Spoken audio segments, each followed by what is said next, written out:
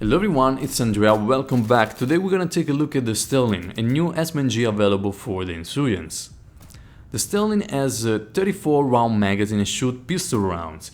The recoil is very easy to control because it's just vertical. The hip fire is also very good, but take in mind, not many people know that when you hip fire, you're not shouldering the weapon, so the recoil is harder to control.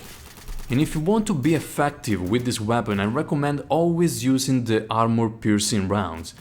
When I first started making weapon reviews, even for something like a Makarov, I told you always take armor-piercing because that ammunition can negate completely the armor, so one hit on the upper torso was always enough to kill somebody. But now the armor is way more effective, and knowing that the security get light armor for free, most of the time you want to carry armor piercing with you. And also you can pick an integrated silencer, the first one we see on Insurgency, for just 2 supplies, at least on the game mode that I'm playing. And while this is not the best SMG available in the game overall, it has one feature that makes it special and unique from all other SMGs. It's the lighter SMG right now available, so having this weapon makes you move very fast while having a 34 round magazine. It's even lighter than the MP5K. And comparing the Sterling with the other SMG available for the Insurgents, the MP40, I can tell you that this weapon is better. We have a bigger magazine, 34, while the MP40 has 32. The recoil, it's easier to control for this weapon because it's basically just vertical, while with the MP40 it tends to move a little bit on the sides.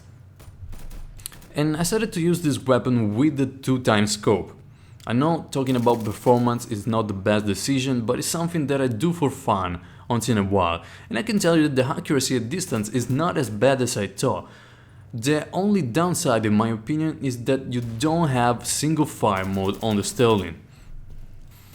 Talking about the iron sights, the sight tooth is there, and as you know, it takes away from me visibility and not a big fan of it. But I see many players using just the iron sights and doing pretty well. One of the best players I know just use iron sights and always get top on the scoreboards, so it may depend from person to person.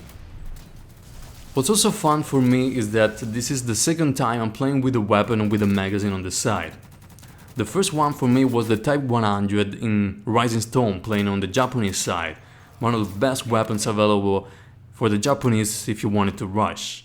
And now this is my second one, and I can tell you that at the time I didn't know why the magazine was on the side. For me it made no sense, but I think on the comments somebody told me that in order to lay down and have more space when you are laying down with a weapon. So guys, in my opinion this weapon it's a breath of fresh air for players that wanted to move around the map very fast movement at the same time, not having to rely just on a pistol. Definitely not the best when it comes down to rate of fire, but having a 34 round magazine certainly helps. And that's everything for the Sterling, guys. I'm very happy that they're bringing all the weapons into the game because those are the ones I love the most. I can't tell you exactly why, and if you watch my mod list right now, I'm basically downloading all the rusty weapons, textures, veteran weapons, veteran foregrips. There's something about it that really makes me enjoy the game even more. So, thank you very much for watching and see you on the next video.